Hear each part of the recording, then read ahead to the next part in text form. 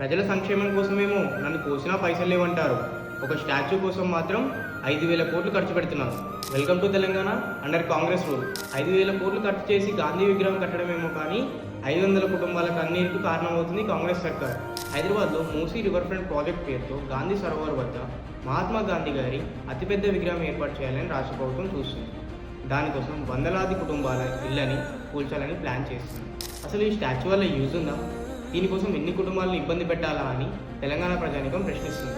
అసలు రేవంత్ రెడ్డి గారికి Musi river project పైన ఎందుకింత ఆసక్తి?